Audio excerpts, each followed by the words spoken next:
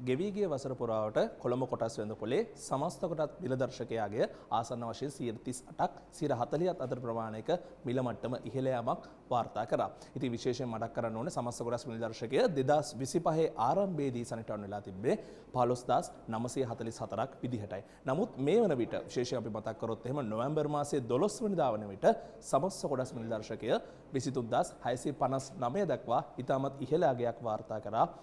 මේ වර්ෂය පුරාවට. ඒ වගේම මතක් කරන්න ඕනේ මේ ඉහළ යාම සඳහා විශේෂයෙන් සාර්ව ආර්ථික කාරණා ඒ වගේම අනිකුත් ස්ථාවර වී විශේෂයෙන් අපි ගත්තොත් ආයෝජකයන්ගේ අපේක්ෂාවන් වැඩි දියුණු වීම වගේ කාරණා බොහොමයක්ම ඉවහල් වුණා. අපි ප්‍රධාන වශයෙන් ගත්තොත් එහෙම ආයෝජකයන් සඳහා තිබෙනා වූ අනිකුත් ආයෝජන ක්‍රමවේද. අපි උදාහරණයක් ගත්තොත් එහෙම කොටස් වෙළඳපොළ නමතරව අපි දන්නවා ෆික්ස් ඩිපොසිට් එහෙම නැත්නම් ස්ථාවර තැන්පතු.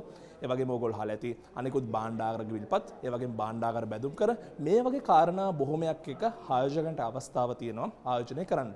නමුත් අපි දැක්ක කාරණාව තමයි ඔබ දන්නවා ඇති මුල් මාස 11 තුලදී ශ්‍රී ලංකා රජයේ ආදායම රුපියල් ට්‍රිලියන 4.9ක් දක්වා ඉතාමත් ඉහළ අගයක් වාර්තා කරා. මේ අගය වාර්තා වීමත් එක්ක ශ්‍රී ලංකා රජය සඳහා අවශ්‍ය වන්නා වූ ණය ගැනීමේ අවශ්‍යතාවය සාපේක්ෂව කලින් අවුරුද්දට සාපේක්ෂව අඩුවීමක් තමයි අපිට දක්නට ලැබුණේ. ඉතින් මේ හේතුව නිසා භාණ්ඩාගාර බිල්පත් ඒ වගේම භාණ්ඩාගාර බැඳුම් කර තුලින් රජයට මූල්‍යණය කර ගැනීමේ අවශ්‍යතාවය සාපේක්ෂව අඩු වුණා.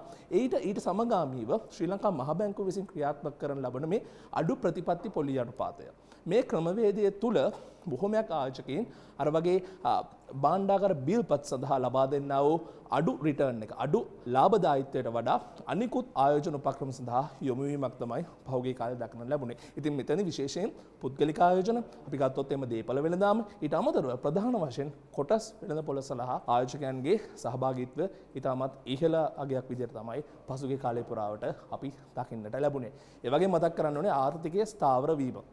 මේ ආර්ථිකයේ ස්ථාවර වීම කියන කාරණාව අපිට ප්‍රධාන වශයෙන් කොටස් තුනකට කඩලා ගන්න පුළුවන්. ප්‍රධාන වශයෙන් තමයි රටේ මිල මට්ටම. එහෙම නැත්නම් රටේ උද්දමනය ස්ථාවර මට්ටමක ක්‍රියාත්මක වුණා පෞගිය මාස 11ක 12ක කාලය තුල. ඊළඟ දේ තමයි ණය පොලි අනුපාත. ණය පොලි අනුපාතත් පහුගිය ගෙවුණු වසර පුරාවටම ස්ථාවර අගයක තමයි වාර්තා වෙලා තිබෙන්නේ 107ත් 108ත් වගේ ප්‍රමාණයක තමයි ශ්‍රී ලංකා මහ බැංකුවේ වාර්තා අනුව ණය පොලි අනුපාතයන් උච්චාවචනය වුණේ. ඊළඟ කාරණාව තමයි විනිමය අනුපාත. මේ විනිමය අනුපාත කියන කාරණාව ගත්තොත් එහෙම විශේෂයෙන් අපි දන්නවා ආර්ථික අර්බුදයට ප්‍රථමයෙන් ඒ වගේම ආර්ථික අර්බුදයේ තිබෙනා වූ කාලයේදී විනිමය අනුපාතයන්ගේ ඉතාමත් ඉහළ උච්චාවචනයන් සිද්ධ වුණා.